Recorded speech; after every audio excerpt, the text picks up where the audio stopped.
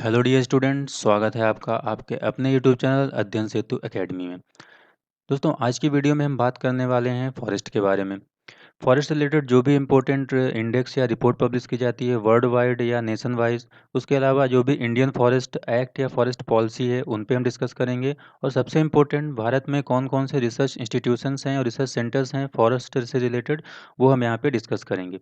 तो वीडियो बहुत ही इंपॉर्टेंट है आपके लिए, एग्जाम पॉइंट ऑफ व्यू से भी और जनरल नॉलेज के पॉइंट ऑफ व्यू से। तो वीडियो को पूरा अंत तक देखिएगा। उससे पहले चैनल को सब्सक्राइब कर दें और अपने दोस्तों के साथ शेयर कर दें। चलिए शुरू करते हैं। फॉरेस्ट। दोस्तों, वन हमारे लिए कितने अहम हैं ये बताने की ज़रूरत नहीं है। वनों का हमारे जीवन में बहुत ही एक इम्पोर्टेंट योगदान है। ह्यूमन लाइफ या ह्यूमन एग्जिस्टेंस या उससे जुड़ी हुई बहुत सारी एक्टिविटीज़ डायरेक्ट या इनडायरेक्ट रूप से वनों पे निर्भर करती हैं। ओके। वन को अगर हम डिफाइन करें तो वन बेसिकली एक डोमिनेटेड लैंड होता है बाय ट्रीज। ओके। और जब वन की डिफिनेशन दी जाती है तो वो दी जाती है on the basis of tree density, tree height, land use, legal standing और इकोलॉजिकल फंक्शन के रिगार्डिंग। अलग अलग एजेंसी वर्ल्ड वाइड फॉरेस्ट को अलग अलग तरीके से डिफाइन करती हैं। यहाँ पे अगर हम बात करें फूड एंड एग्रीकल्चर ऑर्गेनाइजेशंस की, दैट इज़ एफएओ, जो कि यूनाइटेड नेशंस की एक बॉडी है। तो इनके अकॉर्डिंग जो फॉरेस्ट की डेफिनेशन है वो इस तरीके से है कि एक ऐसा लैंड जो 0.5 हेक्टेयर या उससे ज़्यादा हो, ट्री से कवर्ड हो, ट्री की हाइट यहाँ पे कम से कम 5 मीटर होनी चाहिए, 5 मीटर से ज़्यादा होनी चाहिए। और ट्री का जो कैनोपी है, कैनोपी कवर है ट्री का, वो मोर देन 10% होना चाहिए टोटल कवर्ड एरिया का। तो ऐसे इस तरह का कोई भी एरिया है that will be considered under forest. Okay. यहाँ पे एग्रीकल्चरल लैंड और अर्बन लैंड को कंसिडर इंक्लूड नहीं किया जाएगा। ओके। अब अगर हम बात करें इंडिया की, तो इंडिया में कोई प्रिसाइज डेफिनेशन नहीं है फॉरेस्ट को लेके। ये काम इंडिया में इंडियन स्टेट्स के ऊपर छोड़ दिया गया है कि वो अपने अपने हिसाब से अपने फॉरेस्ट एरिया को कैटेगराइज या डिफाइन कर सकते हैं। तो इसलिए इंडिया में स्टेट वाइज ये जो डेफिनेशन है या क्राइटेरिया है फॉरेस्ट को सेट करने का, ये वेरी होता रहता है। अब अगर हम all over the world total forest की बात करें और उनमें से कौन सी कंट्री का ज़्यादा योगदान है या ज़्यादा कंट्रीब्यूशन है, तो अभी हाल ही में एफएओ ने एक रिपोर्ट पब्लिश की है। इस रिपोर्ट का नाम है FAO global forest resource assessment 2020। ये एक पीरियोडिकली वे में असेसमेंट करते हैं और रिपोर्ट या इंडेक्स प्रेजेंट करते हैं। तो अभी रिसेंटली 2020 में इन्होंने एक रिपोर्ट पब्लिश की है। इसके अकॉर्डिंग जो टोटल फॉरेस्ट एरिया है वर्ल्ड वाइड वो है 4.06 बिलियन हेक्टेयर, जो कि टोटल जियोग्राफिकल लैंड का या टोटल लैंड एरिया का वर्ल्ड वाइड 31% है। तो जितना लैंड है पूरे दुनिया में उसका 31% फॉरेस्ट है। वर्ल्ड के टोटल फॉरेस्ट एरिया पे सबसे ज़्यादा कंट्रीब्यूशन इन टॉप 10 कंट्रीज़ का है। Russia, Brazil, Canada, US, China, Australia, Congo Republic, Indonesia, Peru और इंडिया। ओके। और इनमें से भी जो टॉप 5 कंट्रीज़ हैं ये मोर देन 50% फॉरेस्ट एरिया पूरी दुनिया का कवर करते हैं। एग्जैक्ट वैल्यू है 54%। तो टोटल फॉरेस्ट एरिया का वर्ल्ड वाइड 54% जो फॉरेस्ट एरिया है वो इन टॉप की 5 कंट्रीज़ में मिलता है, रसिया, ब्राज़ील, कनाडा, यूएस और चाइना। अगर हम इनके डेटा को देखें तो रसिया में जो टोटल फॉरेस्ट एरिया है इनके ज्योग्राफिकल एरिया का 49.4% है और पूरे वर्ल्ड फॉरेस्ट एरिया का 20.1% है। ब्राज़ील की बात करें तो ब्राज़ील में जो फॉरेस्ट एरिया है वो इनके ज्योग्राफिकल लैंड एरिया का 61.9% और वर्ल्ड फॉरेस्ट एरिया का 12.2% है। कनाडा में टोटल फॉरेस्ट एरिया इनके लैंड एरिया का 34.1% है और 8.5% ये वर्ल्ड फॉरेस्ट एरिया में कंट्रीब्यूट करते हैं। यूनाइटेड स्टेट में टोटल फॉरेस्ट एरिया इनके अवेलेबल लैंड एरिया का 33.3% है और वर्ल्ड फॉरेस्ट एरिया में इनका कंट्रीब्यूशन 7.6 का है। चाइना में जो टोटल फॉरेस्ट लैंड है इनके अवेलेबल जियोग्राफिकल लैंड का 22.3% और फॉरेस्ट वर्ल्ड फॉरेस्ट लैंड का 5.4% है। ऑस्ट्रेलिया में टोटल फॉरेस्ट इनके अवेलेबल लैंड एरिया का 16.2% है और वर्ल्ड फॉरेस्ट एरिया का 3.3% है। कॉन्गो रिपब्लिक में जो टोटल फॉरेस्ट है इनकी अवेलेबल जियोग्राफिकल एरिया का 67.9% है और वर्ल्ड फॉरेस्ट एरिया में इनका कंट्रीब्यूशन 3.1% का है। इंडोनेशिया में जो टोटल फॉरेस्ट एरिया है वो 23.1% है इनके टोटल जियोग्राफिकल एरिया का और वर्ल्ड फॉरेस्ट एरिया में ये 2.3% का कंट्रीब्यूशन करते हैं। पेरू में जो टोटल फॉरेस्ट एरिया इनके अवेलेबल जियोग्राफिकल एरिया का 53% है और वर्ल्ड फॉरेस्ट एरिया में इनका कंट्रीब्यूशन 1.8% का है। इंडिया में जो फॉरेस्ट है वो इनके जियोग्राफिकल लैंड का 23.1% है, एक्चुअल में ये 25% है।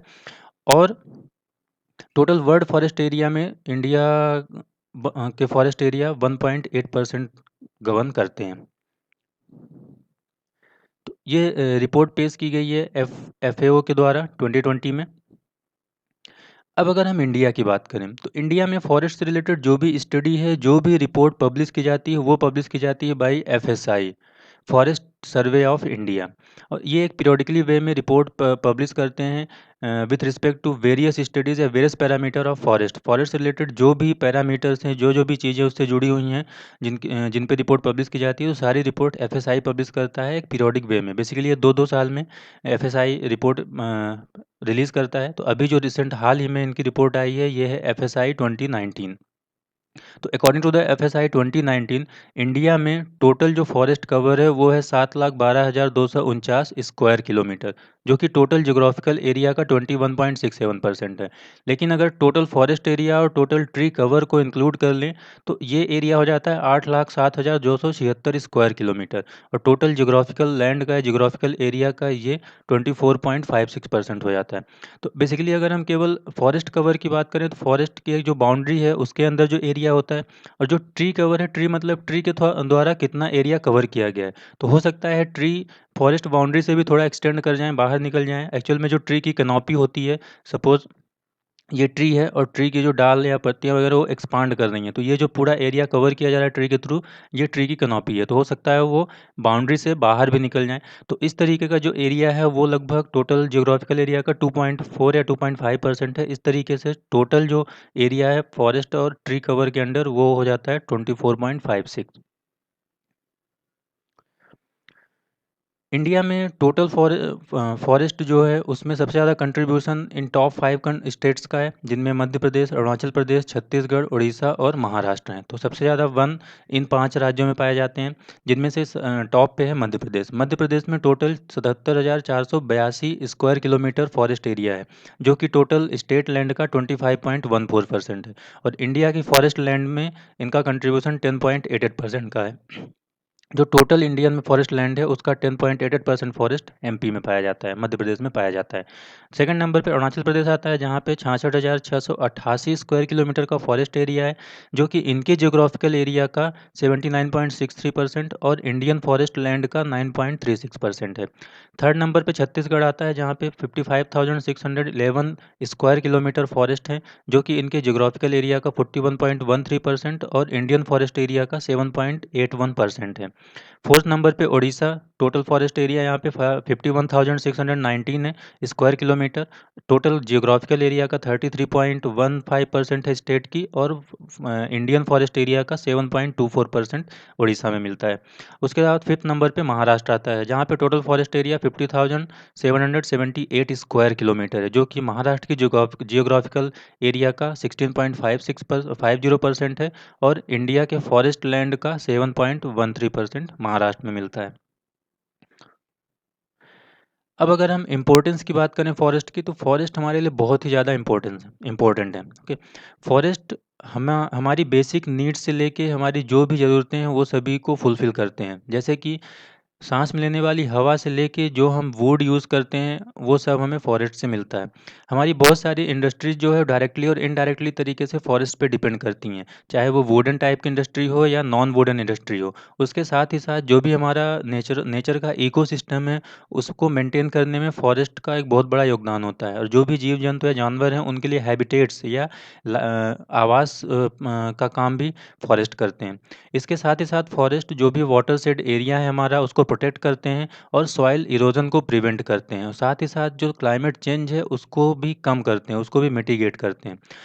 इतनी डिपेंडेंसी होने के बाद भी हम कंटिन्यूअसली फॉरेस्ट को डिसअपियर करते जा रहे हैं, तो कहीं ना कहीं हमें इस पे सोचना होगा और काम करना होगा, अदरवाइज हमारा एग्जिस्टेंस ही इससे अफेक्टेड होगा। अगर हम इंडिया में बात करें तो इंडिया में बेसिकली फॉरेस्ट को 5 कैटेगरी में कैटेगराइज किया गया है, कि 5 कैटेगरी में ग्रुपिंग की गई है फॉरेस्ट की, जिनमें से पहला है मॉइस्ट ट्रॉपिकल फॉरेस्ट, दूसरा है ड्राई ट्रॉपिकल फॉरेस्ट, तीसरा है मुंडाने टेम्परेट फॉरेस्ट, फोर्थ है मुंडाने सब ट्रॉपिकल फॉरेस्ट, और अल्पाइन फॉरेस्ट। तो ये बेसिकली 5 टाइप के फॉरेस्ट इंडिया में मिलते हैं। इंडिया में जो टोटल फॉरेस्ट एरिया है उसको अलग अलग टाइप से प्रोटेक्ट भी किया जाता है। तो प्रोटेक्टेड एरिया की अगर हम बात करें तो इंडिया में दिसंबर 2020 तक 4 तरह के प्रोटेक्टेड एरिया हैं। बेसिकली 3 होते हैं, national parks, wild life sanctuary और ये होते हैं बायोस्फीयर रिजर्व्स। बायोस्फीयर रिजर्व भी 2 तरह के हैं, कंजर्वेटिव रिजर्व और कंजर्वेशन रिजर्व और कम्युनिटी रिजर्व। ओके। अब इनमें अगर हम बॉटम टू टॉप मूव करते हैं तो इसी के रिस्पेक्ट में यहाँ पे रिस्ट्रिक्शंस भी इंक्रीज होती हैं। अगर हम बात करें बायोस्फीयर रिजर्व या थर्ड और फोर्थ नंबर पे, तो यहाँ पे ह्यूमन एक्टिविटीज़ के लिए रिस्ट्रिक्शंस बहुत कम होती हैं। अगर हम बात करें वाइल्ड लाइफ सेंचुरीज़ की, तो यहाँ पे रिस्ट्रिक्शंस कुछ बढ़ा दी जाती हैं, लेकिन कुछ रिस्ट्रिक्शंस परमिटेड रहती हैं वाइल्ड लाइफ सेंचुरी में। लेकिन अगर हम बात करें नेशनल पार्क्स की, तो यहाँ पे ह्यूमन एक्टिविटीज़ की रिस्ट्रिक्शंस बहुत हाई रहती हैं, यहाँ पे ह्यूमन एक्टिविटीज़ परमिट नहीं की जाती हैं। इंडिया में टोटल 104, एक्चुअल में ये 105 है, अभी हाल ही में एक नया सैंक्शन किया गया है। तो इंडिया में टोटल 105 नेशनल पार्क्स हैं, जो कि टोटल एरिया इनका है 43,716 और इंडिया के टोटल जियोग्राफिकल एरिया का 1.33% है। वाइल्ड लाइफ सेंचुरीज इंडिया में 566 हैं, 566 हैं, जो कि टोटल 1,22,420 स्क्वायर किलोमीटर का एरिया गवर्न करते हैं, जो कि इंडियन जियोग्राफिकल एरिया का 3.72% है। कंजर्वेटिव रिजर्व 97 है और कम्युनिटी रिजर्व 214 है। तो इस तरीके से टोटल प्रोटेक्टेड एरिया इंडिया में 981 हैं, जो कि 1,71,921 स्क्वायर किलोमीटर एरिया गवर्न करते हैं, जो कि इंडिया के टोटल जियोग्राफिकल एरिया का 5.03% है। अगर हम इंडिया के जियोग्राफिकल एरिया की बात करें तो ये 32,87,263 स्क्वायर किलोमीटर है। अब इंडिया में फॉरेस्ट को प्रोटेक्ट करने के लिए या फॉरेस्ट के कंजर्वेशन के लिए या फॉरेस्ट में जो भी एक्टिविटीज़ होती हैं उनको लिमिटेड करने के लिए लीगल बाइंडिंग के लिए कुछ एक्ट्स या पॉलिसीज़ होती हैं, बनाई गई हैं। और ये पॉलिसीज़ इंडिपेंडेंस के पहले से भी शुरू हैं और अभी भी इनमें continuously time to time modification या वेरिएशंस या इम्प्रूवमेंट होते रहते हैं और ये मॉडिफाई होती रहती हैं, अमेंडमेंट्स होते रहते हैं। तो अगर हम मेजर या इम्पोर्टेंट पॉलिसी या एक्ट्स की बात करें तो इनमें सबसे पहला नाम आता है इंडियन फॉरेस्ट एक्ट 1927। बहुत सारे चेंजेस या बहुत सारे रेगुलेशंस इसमें इम्पोज किए गए थे और इसके बाद आगे जो भी एक्ट्स या पॉलिसीज़ बनी वो इन्हीं में इम्प्रूवमेंट करके अमेंडमेंट करके बनाएंगी। सेकंड है Indian forest policy 1952, next forest conservation act 1980 और नेशनल फॉरेस्ट पॉलिसी 1988। उसके अलावा फॉरेस्ट कंजर्वेशन के लिए कई सारे एक्ट्स बनाए गए हैं, जिनमें से wild life protection act of 1972, environmental protection act of 1986, biodiversity protection act of 2003, उसके साथ ही scheduled tribe and other traditional forest dealer act 2006। तो ये एक्ट्स हैं जो कि बेसिकली फॉरेस्ट से रिलेटेड हैं या फॉरेस्ट में होने वाली एक्टिविटीज़ के रिलेटेड हैं। तो ये अपने आप में भी ये वास्ट टॉपिक हैं, अगर हम इनको यहाँ पे डिटेल में डिस्कस करेंगे तो एक बहुत लेंदी वीडियो बनेगा। इनको अलग-अलग से भी डिस्कस किया जा सकता है। Then forest survey of India, हमने अभी देखा कि इंडिया में जो भी इंडेक्स या रिपोर्ट पब्लिश की जाती है वो एफएसआई के थ्रू की जाती है। तो एक बेसिक सा इंट्रोडक्शन देख लेते हैं एफएसआई का। Forest service of India, forest survey of India basically इसको फाउंड किया गया था जून 1981 में और इसका हेडक्वार्टर देहरादून उत्तराखंड में है और बेसिकली ये काम करता है गवर्नमेंट ऑफ इंडिया में के under ministry of environment forest and climate change के अंडर। ओके। इसका मेन काम होता है फॉरेस्ट सर्वे, स्टडीज़ कंडक्ट कराना, रिसर्च वर्क कराना, उसके बेसिस पे एक पीरियोडिकली मॉनिटरिंग करना जो भी चेंजेस हो रहे हैं फॉरेस्ट लैंड में या फॉरेस्ट रिसोर्सेज में और उनमें रिपोर्ट पब्लिश करना। उसके साथ ही साथ इस रिपोर्ट के बेसिस पे ही जो भी नेशनल प्लानिंग्स, कंजर्वेशन और सस्टेनेबल मैनेजमेंट प्लान किए जाते हैं एनवायरमेंटल प्रोटेक्शन के लिए, वो किए जाते हैं। साथ ही साथ जो भी फॉरेस्ट्री प्रोजेक्ट्स हैं वो इन्हीं रिपोर्ट्स या डेटा के बेसिस पे इम्प्लीमेंट या प्लान किए जाते हैं। जो एफएसआई है वो हर 2 साल में अपनी रिपोर्ट पब्लिश करता है फॉरेस्ट से रिलेटेड। अब बात करते हैं फॉरेस्ट रिसर्च इंस्टीट्यूशंस की एंड रिसर्च सेंटर्स की इंडिया में। तो बेसिकली फॉरेस्ट से रिलेटेड जो भी एक्टिविटीज़ होती हैं या फॉरेस्ट रिलेटेड जो भी रिसर्च वर्क या ट्रेनिंग वर्क होते हैं उनके लिए इंडिया में कुछ रिसर्च इंस्टीट्यूशंस और रिसर्च सेंटर्स इस्टेब्लिश किए गए हैं, जिनका मेन काम होता है फॉरेस्ट से रिलेटेड डेवलपमेंट या एक्सटेंशन एक्टिविटीज़ में कंटिन्यूसली रिसर्च करना और चीज़ों को एक्सटेंड करना और साथ ही साथ इससे जुड़े लोगों को ट्रेनिंग प्रोवाइड करना। तो जो फॉरेस्ट रिसर्च इंस्टीट्यूशंस हैं वो natural resource service training centres हैं या रिसर्च इंस्टीट्यूशंस हैं, जो कि आते हैं Indian council of forest research and education के अंडर। ओके। और बेसिकली इनका काम होता है, जो भी इंस्टीट्यूशंस हैं इनमें जो forest service cadre, Indian forest service cadre के ऑफिसर हों या स्टेट फॉरेस्ट सर्विस कैडर का ऑफिसर हों, उनको ट्रेनिंग प्रोवाइड करना। तो जो ये इंस्टीट्यूशंस है बेसिकली वो आते हैं under Indian council of forestry research and education के, भारतीय वानिकी अनुसंधान एवं शिक्षा परिषद के अंडर। तो अगर हम ICFR की बात करें तो Indian council of forestry research and education जो है वो एक ऑटोनॉमस ऑर्गेनाइजेशन है या गवर्नमेंट की एजेंसी है under the ministry of environment, forest and climate changes, government of India. इसको क्रिएट या फाउंड किया गया था 1986 में और इसका हेडक्वार्टर भी देहरादून में है। इसका मेन फंक्शन होता है conduct the forestry research, transfer of technologies developed to the state and user agencies. Basically ICFR का मेन वर्क होता है फॉरेस्ट्री रिसर्च करना और उसके साथ ही साथ जो भी डेवलप्ड टेक्नोलॉजीज़ है उनको ट्रांसफ़र करना टू द स्टेट्स और टू द यूज़र एजेंसीज। उसके साथ ही साथ फॉरेस्ट्री एजुकेशन को भी प्रमोट करना। जो रिसर्च पर्सपेक्टिव है इन इंस्टीट्यूशंस का वो बेसिकली कई तरह से कैटेगराइज किया गया है, जैसा कि प्राकृतिक वन पारिस्थितिकी तंत्र के संरक्षण, पुनर्जनन और पुनर्वास और सतत विकास के लिए रिसर्च वर्क करना, revegetation of barren waste, marginal and mined land, इनके फील्ड में काम करना या रिसर्च करना। उसके साथ ही साथ ट्री इम्प्रूवमेंट के लिए रिसर्च वर्क करना, enhancing the productivity of wood and non-wood forest produces per unit area, per unit time by applying application of scientific and technological method। Scientific और टेक्नोलॉजिकल मेथड यूज़ करके forest जो भी products हैं उनकी productivity enhance करना, इस field में भी रिसर्च वर्क किए जाते हैं इन इंस्टीट्यूशंस में या रिसर्च सेंटर्स में। तो इस तरीके से फॉरेस्ट रिलेटेड जो भी उनके डेवलपमेंट से रिलेटेड या उन पे डिपेंडेंट जो भी एक्टिविटीज़ हैं उनके लिए जो भी रिसर्च वर्क है, ट्रेनिंग वर्क है, वो सारी परफॉर्म की जाती हैं under the research institution and research centre में। अब ये रिसर्च सेंटर या फिर जो काउंसिल है वो बेसिकली आती है ministry of environment, forest and climate change. तो ये जो मिनिस्ट्री है भारत सरकार की मिनिस्ट्री है और इसके जो प्रेजेंट टाइम पे मिनिस्टर हैं वो हैं Prakash Javadekar, okay, union minister हैं। जो ministry of environment, forest and climate change है बेसिकली ये एक कंट्रोलिंग अथॉरिटी है for the Indian forest services. जो 3 अखिल भारतीय सेवाएं होती हैं भारत सरकार के अंडर, IAS, IPS और IFS। तो IFS की कंट्रोलिंग अथॉरिटी होती है ministry of environment, forest and climate change.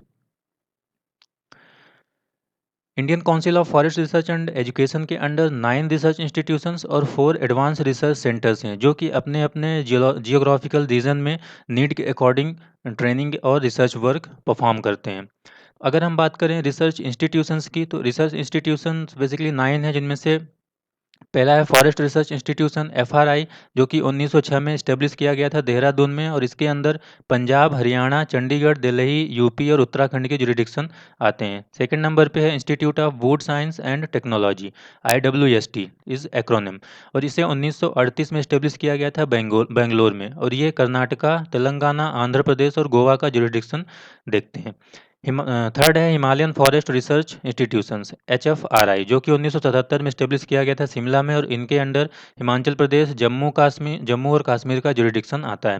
Fourth number पे आता है arid forest research institutions AFRI। इसे 1988 में जोधपुर में इस्टेब्लिश किया गया था और इसके अंदर जो जुरिडिक्शन है वो राजस्थान, गुजरात, दादर एंड नगर हवेली के हैं। फिफ्थ नंबर पे आता है institute of forest genetics and tree breeding IFGTB, जो कि 1988 में इस्टेब्लिश किया गया था कोयम्बटूर में, और ये देखते हैं तमिलनाडु, केरला, अंडमान और निकोबार, लक्षद्वीप और पुडुचेरी के जुरिडिक्शन। सिक्स नंबर पे है रैन फॉरेस्ट रिसर्च इंस्टीट्यूट RFRI, जो कि 1988 में जोरहट में इस्टेब्लिश किया गया था। जोरहट बेसिकली असम में एक सिटी है यहाँ पे, और ये पूरे नॉर्थ ईस्ट इंडिया के जुरिडिक्शन को कंट्रोल करते हैं, या जो भी यहाँ से रिलेटेड ट्रेनिंग वर्क या रिसर्च वर्क है वो यहाँ पे किए जाते हैं। 7 नंबर पे है tropical forest research institute TFRI, जो कि अगेन 1988 में ही जबलपुर में इस्टेब्लिश किया गया था, और इसके अंदर मध्य प्रदेश, छत्तीसगढ़, महाराष्ट्र और उड़ीसा के जुरिडिक्शंस देखे जाते हैं या कवर होते हैं। 8 नंबर पे है institute of forest productivity IFP, जो कि 1993 में रांची में इस्टेब्लिश किया गया था और ये बिहार, झारखंड, सिक्किम और वेस्ट बंगाल के जुरिडिक्शन इसके अंदर आते हैं। 9 नंबर पे आता है institute of forest biodiversity IFB, जो कि 2012 में हैदराबाद में इस्टेब्लिश किया गया था और ये तेलंगाना और मध्य प्रदेश के जुरिडिक्शन इसके अंडर कवर होते हैं। तो ये बेसिकली 9 रिसर्च इंस्टीट्यूशंस हैं एरिया वाइज, और इनका एरिया फिक्स है, तो जो भी वर्क होते हैं वो इनके कैडर के अकॉर्डिंग इस पर्टिकुलर एरिया में परफॉर्म किए जाते हैं। अगर हम बात करें एडवांस रिसर्च सेंटर्स की, तो बेसिकली 4 रिसर्च सेंटर्स हैं। यहाँ पे पहला जो रिसर्च सेंटर है वो है advance research centre for bamboo and Rattan. ये एक RFRI का यूनिट है। RFRI आपका है रेन फॉरेस्ट रिसर्च इंस्टीट्यूशन। इसका एक्रोनिम ARCBR, जो कि 2004 में इस्टेब्लिश किया गया था आइजोल में, और नॉर्थ ईस्ट इंडिया में जो भी रिसर्च वर्क हैं वो यहाँ पे परफॉर्म किए जाते हैं फॉरेस्ट से रिलेटेड।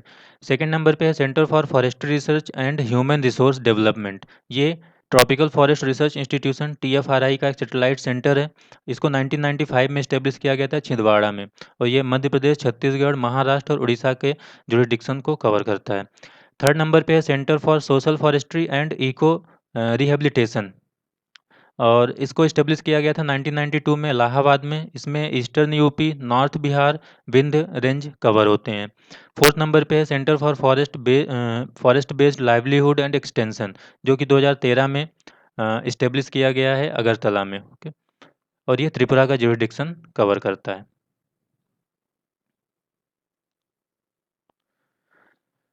तो इस तरीके से यहाँ पे जो भी इम्पोर्टेंट फैक्ट्स थे या जो भी इम्पोर्टेंट पॉइंट्स थे वो हम डिस्कस कर चुके हैं बेसिक इंट्रोडक्शन के फॉर्म में। अगर हम डिटेल में जाएंगे यहाँ पे, तो डिटेल में बहुत सारी चीज़ें हैं यहाँ पे डिस्कस करने के लिए। हर एक टॉपिक अपने आप में एक सब्जेक्ट के इक्विवेलेंट है, तो वो उस तरीके से हमें फिर वो एक एक करके देखना होगा।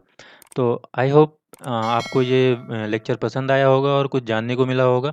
यहाँ पे आप हमारे सोशल मीडिया पेज पे हमें फॉलो कर सकते हैं, पेज को लाइक कर सकते हैं, जैसे कि फेसबुक पेज और टेलीग्राम पेज को ज़रूर लाइक करें। जो भी नोटिफिकेशन है वो यहाँ पे ज़रूर अपलोड किए जाते हैं, और साथ ही साथ वीडियो की जो नोट्स हैं वो आपको टेलीग्राम चैनल पे मिल जाएंगे। तो इस टेलीग्राम पेज को लाइक कर लें, फॉलो कर लें, और यहाँ से आप नोट पा सकते हैं इस रिस्पेक्टेड लेक्चर्स के।